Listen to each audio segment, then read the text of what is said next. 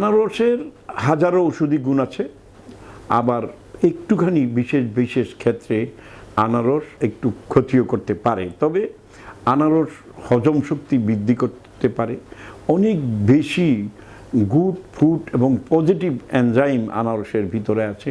আনারস গুঁড়া কৃমি দূর করে এবং স্টুল ক্লিয়ার রাখার জন্য আনারসের ভূমিকা সর্বাগ্রে। কোনো মায়ের যদি, সক্ষম দম্পতির যদি মাসিক ক্লিয়ার না হয়, তাহলে আনারস খেলে 3 দিন একই সাথে একটা করে প্রতিদিন 3টা খেলে তার মাসিক ক্লিয়ার হবে। তাহলে দেখা যাচ্ছে 2 মাস 3 মাস তার মাসিক হচ্ছে না, মাসিক ক্লিয়ার হবে। এটা হলো একটা দিক।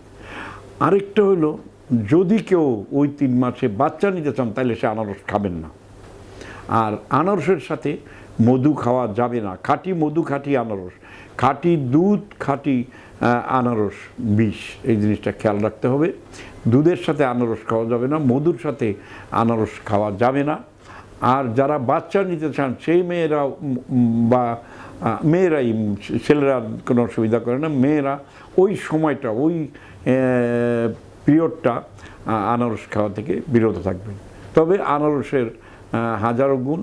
আনারসের রসে সিক্ত হয় আমাদের মন, প্রাণ, দিল ও শরীর, এবং আনারস শরীরের জ্বালা পোড়া বন্ধ করতে একটা বিশেষ ভূমিকা রাখে। আলহামদুলিল্লাহ।